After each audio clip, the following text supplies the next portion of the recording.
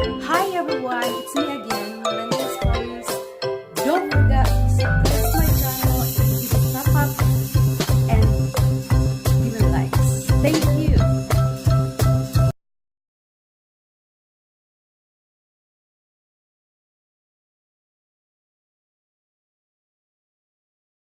Bats.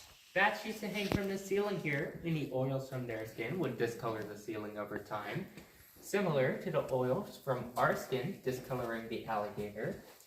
If you notice little holes, those are from the carbon dioxide that the bats have breathed out, eating away the ceiling over time. These bats were pretty small.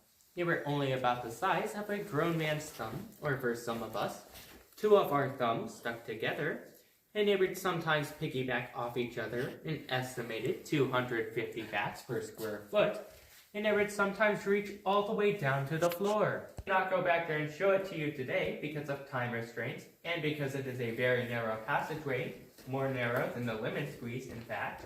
But there is a picture of his signature that I can show you at the end of the tour, and we have had several handwriting experts go back there and authenticate and tell us it is indeed Jesse James's real signature. All the way back that way, you will see our McDowell chamber. Dr. Joseph Masher McDowell was a renowned scientist and surgeon from St. Louis, but he was known for some pretty strange experiments. One of his experiments is that he wanted to petrify or turn to stone a human body. So he purchased our cave in the 1840s because he thought the 52 degrees would be good for his experiment. Then he traveled around town of Hannibal asking for any donations of any recently deceased loved ones. Of course, everybody said no, and Dr. McDowell almost gave up on the cave. He did not have to remove the body, and he was worried someone would ruin his experiment, and so he took her out and gave her a proper burial in St. Louis. But before he buried her, he took her to the local mortician and asked how long the body had been dead for. The local mortician said 2 to 3 weeks max, but Amanda McDowell had been dead for 2 to 3 years. So although he did not succeed in petrifying the body, he preserved it quite well. Now at this point of the tour, C.E. Tucker was a friend of Jesse James who lived here in Hannibal. He signed his name in our cave over 250 times. I'm not sure why he signed his name so much in our cave, but by the time he was finished, I'm sure he was quite tuckered out.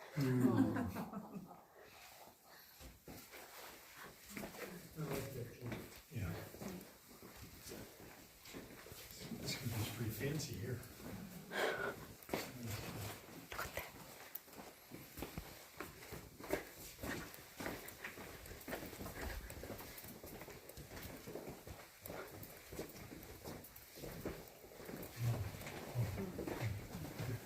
Up here on the left, we will pass by our guiding hand. If you use your imagination, it kind of looks like a finger pointing backwards towards the exit. This was another landmark early explorers would use to find their way out of the cave. Wow, look at that.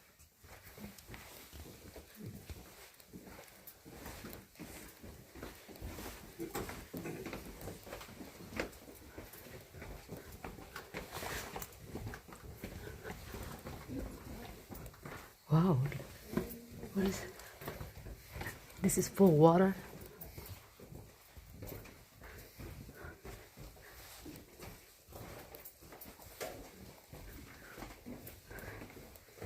On the left and right, we will pass by our wishing well. We accept cash or credit. Now the money we collect in here actually goes to a good cause. It goes towards the local Tom and Becky organization, where every year here in Hannibal, local 7th grade boys and girls compete to be the official couple of Tom Sawyer and Becky Thatcher.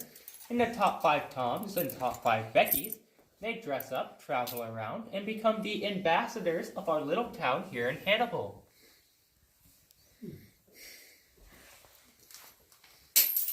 Oh, that's a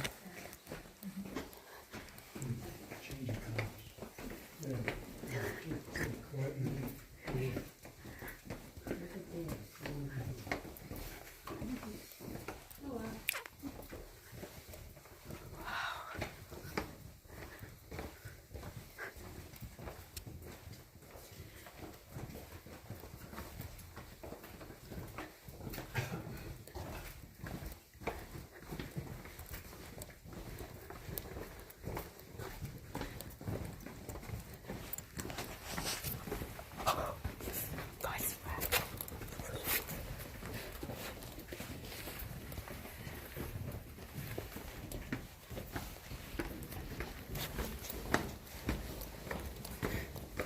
pretty neat in here. Wow, beautiful.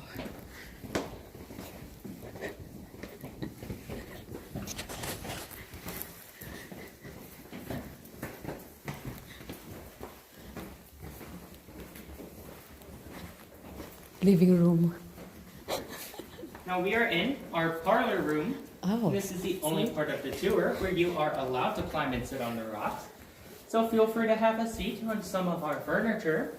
really? This is our overstuffed sofa with a footrest. You okay there? Yeah. All right. Across from that is our elongated love seat. And behind that, up here, these are the bookshelves. Now, like any parlor, we have to have our form of entertainment. Ours is right back here. This is our grand piano. However, it has been down here for quite some time and is kind of broken. It only plays one type of music, hard rock. Oh, we love it. We love it. Now I'm going to continue our Tom and Becky story. After the encounter with the bats, Tom and Becky crawled on their hands and knees in the dark about the way we would have came. And they ended up right about here on the end of the love seat. And Becky was pretty scared, so to cheer her up, Tom took a piece of cake out of his pocket and they ate it. This is what they had called their wedding cake earlier at the picnic. And this did cheer Becky up a little bit. And Tom turned to Becky and said 3 words, "We are lost." And this ruined a moment, and Becky was more frightened than she was before. And Tom knew he had to find the exit. So he took a piece of kite string from his other pocket, tied one end to his finger, the other end he tied to Becky's, and he walked off down that way behind me, about to where the lights in, and he found a drop-off. He was not sure how deep this drop-off was. He didn't know if it was 3 feet, 30 feet, or 300 feet, and he was not about to jump to find out. So he was trying.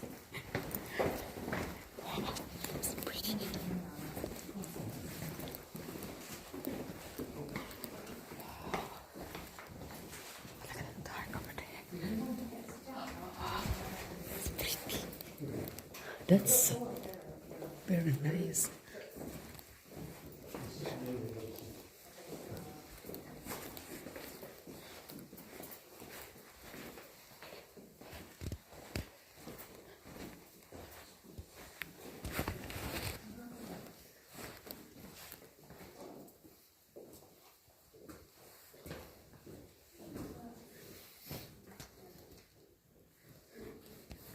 I think they have something. Now, about where I am standing is where the I might hold it.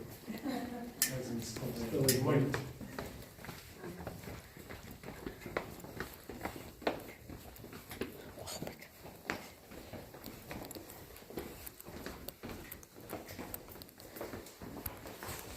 That's a pretty treasure room. Oh, Now we are in our treasure room.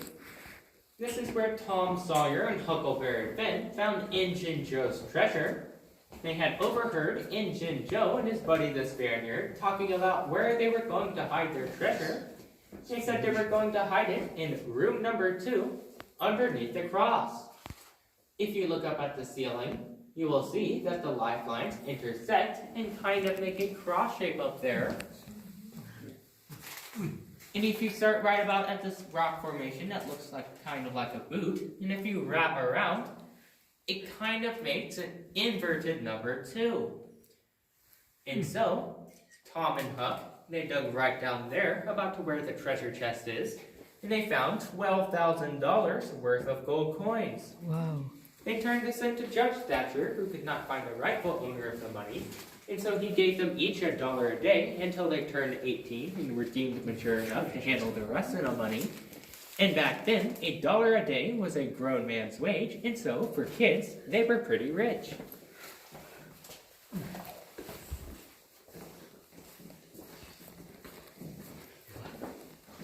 That's pretty.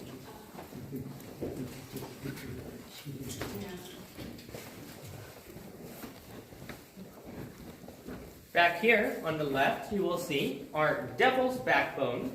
This is what geologists call a vertical bridge. You will notice that it kind of looks like a backbone. And if you look up near the top of the formation, you will see a face of kind of a goblin, an eagle, or a gargoyle.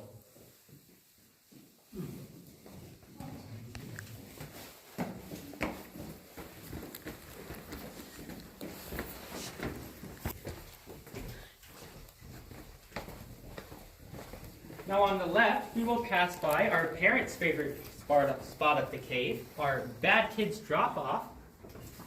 Donations are free.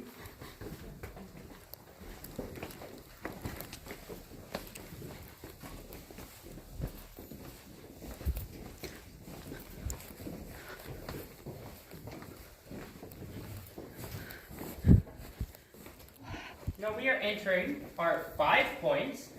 This is where 5 passageways intersect and meet together. Starting from where we came from is passageway number 1.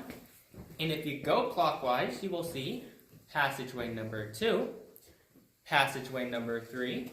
Behind me and where we are going is passageway number 4. And down that way is passageway number 5. In passageway number 5 is our oldest known signature. It reads Beach and Steel, Explorers, 1820. Going back to passageway number 2, that is where the famous painter Norman Rockwell painted his picture, Tom and Becky Lost Inside the Cave. He stood back in that passageway and used a rock as kind of a setting for his painting, and I think that Norman Rockwell painted the rock well. This is also where, in the adventures of Huckleberry Finn, Tom Sawyer, Huck Finn, and a few other boys from around town, they crawled into the cave into this spot. They pricked their fingers, signed a blood oath, and formed the Tom Sawyer Gang. Now, if any of the members of the Tom Sawyer Gang spilled the gang's secrets, that boy and all of his family would have to be killed. Huckleberry Finn did not have a family, however. He had not seen his father in many years, so he quickly offered up Miss Watson, the old widow who was taking care of him at the time, and everyone agreed and allowed him into the gang.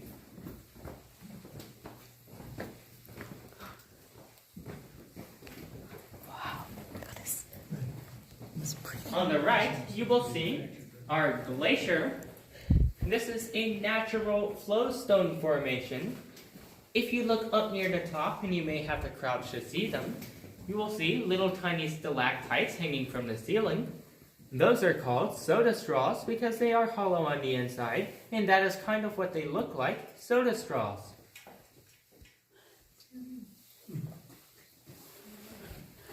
That's pretty. Now behind me, you will see our Cascades. This is another flowstone formation. Wow. If you notice little pools of water, those are called travertine dams. Now where the blue light is, you will see a stalagmite on the ground there. However, in order for a stalagmite to form, there has to be a stalactite on the ceiling above it. However, there is no stalactite above it. So how is that stalagmite there? Well, it's actually a stalactite that fell from the ceiling when we blasted out one of our entrances to make it safer. And the maintenance placed it right here in order to confuse people. Now we are entering the wetter portion of the cave. It can be rather slick, so please watch your step.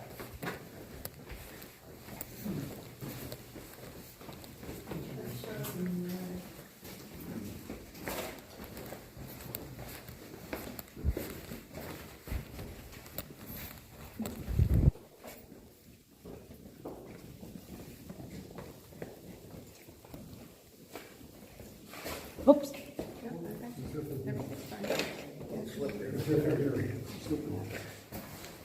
On the right, you will see our Aladdin's Palace. This is the only part of the cave that Mark Twain made himself. If you look about where the blue light is, you will see an upside-down onion Don't touch shape. anything. That reminded Mark Twain of the domed roofs of the palaces of India, and that combined with the reflection pool reminded Mark Twain kind of the Taj Mahal, and so he named this part of the cave Aladdin's Palace in its honor.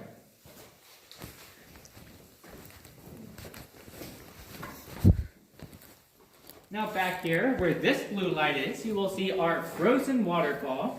This is yet another natural flowstone formation. It kind of resembles a waterfall that has been frozen in motion. Down this other side passageway is our Rainbow Grotto.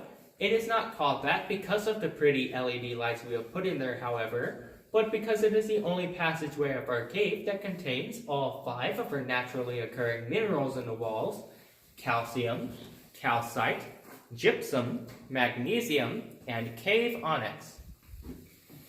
Now on the right, we will pass by our John East entrance. You will see some natural daylight filtering in through there.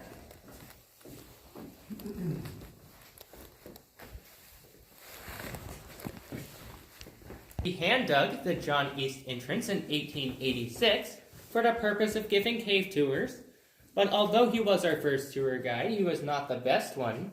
His tours could last anywhere from 5 minutes to 5 hours, depending on what his mood was and what the weather was like outside. If it was a sunny day and Johnny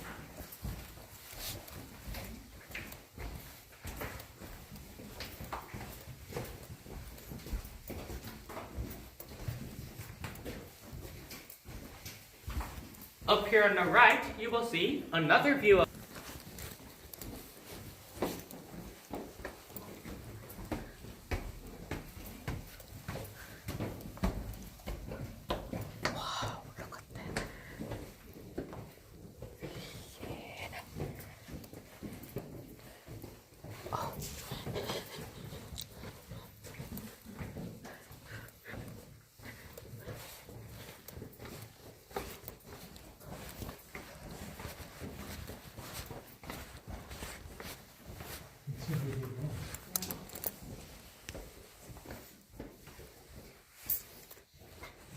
On the left, we will pass by our Devil's Slide.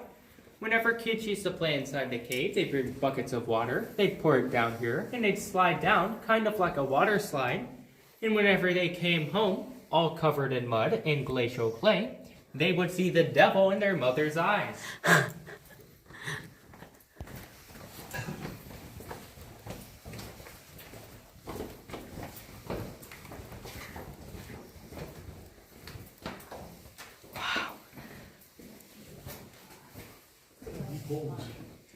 Now we are in our marriage corner.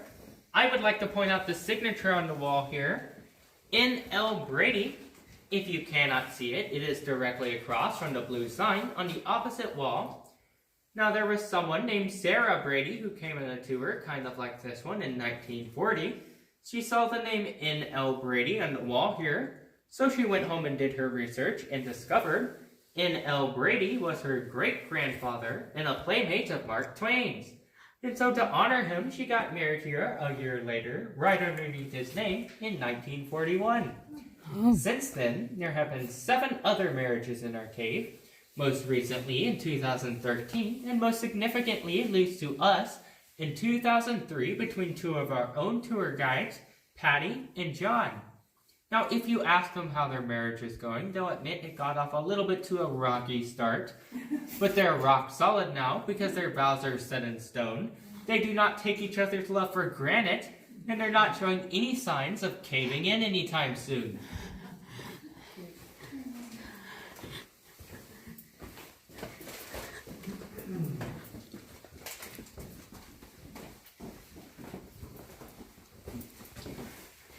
Now on the left and right, we will pass by our Mother Hubbard's cupboards. And just like the nursery rhyme, they are bare.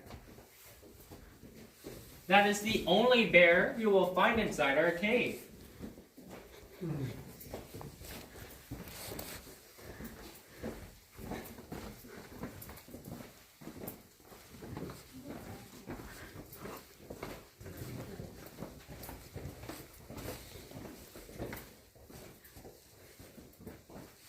On the left, we will pass by our Injun Joe's canoe.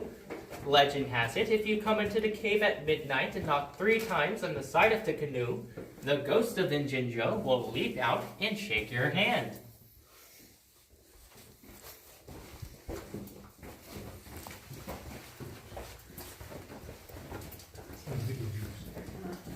Behind me, you will see our discovery entrance.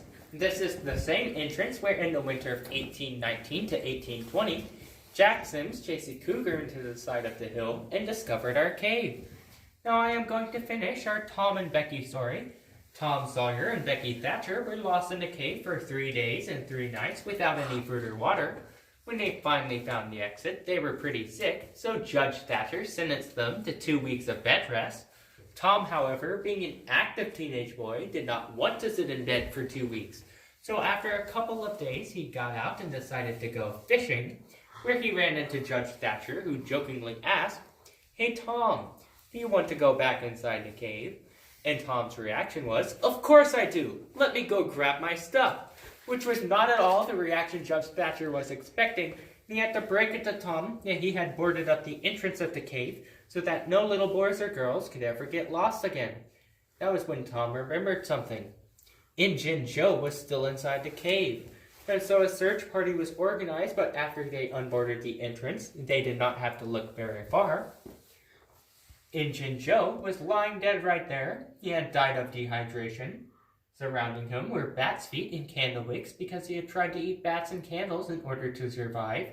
And he was holding a broken knife from where he had tried to dig out of the entrance.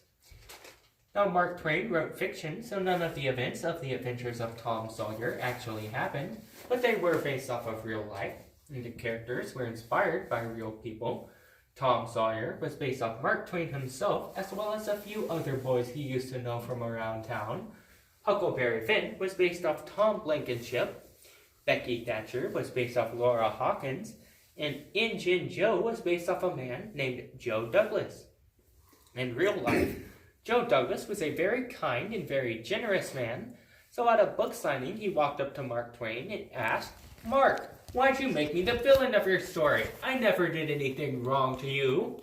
And Mark Twain looked Joe Douglas dead in the eye, and he said, "Joe, you were quite honestly the ugliest man I have ever known, and you used to scare me and my friends as kids." Now it is true that Joe Douglas was not the most attractive man. As an infant, he had been scalped and left for dead. He was rescued and given a red horsehair rig to hide his scars. And as a kid, he contracted smallpox, which left horrible scarring all over his face. Well, needless to say, Joe Douglas did not take kindly to this comment of Mark Twain's, so he told him he would get his revenge. And Mark Twain said the only way to get revenge was to live a longer and happier life than he did. Joe Douglas did just that. Mark Twain lived to be 75 years old, and Joe Douglas lived to be 102. And he was in fairly good health when he died. He actually had food poisoning from eating a bad batch of his favorite food, pickled pig's feet.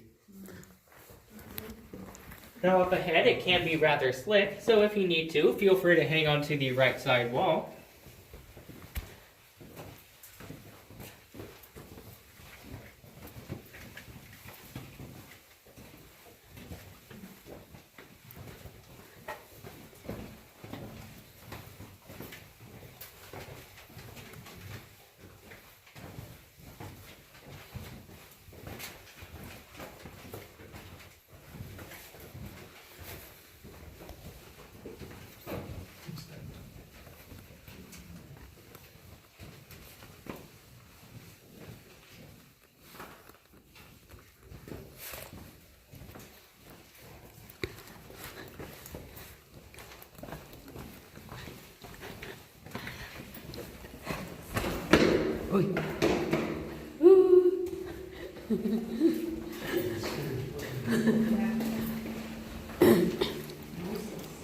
This was put in here in 1979 for the purpose of severe rain or snow.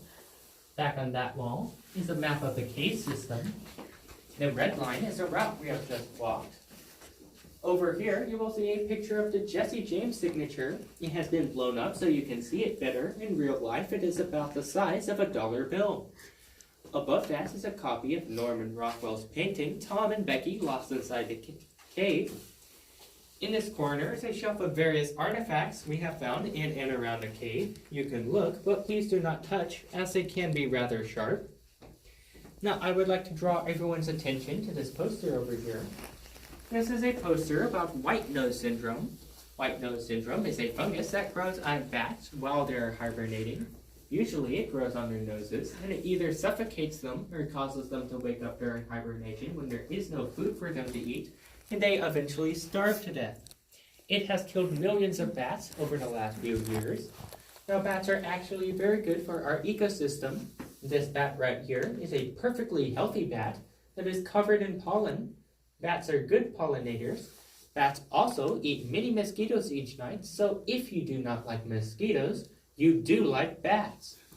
The two most common types of bats we have inside our cave are the little brown bat and the big brown bat. If you would like to donate money to help find a cure for white nose syndrome, there is a donation box by the ticket counter in the gift shop. Now this concludes the end of our tour. There are comment cards by the ticket counter, so feel free to leave a comment if you enjoyed your tour. My name is Titus. However, if you did not enjoy your tour, my name is Darius.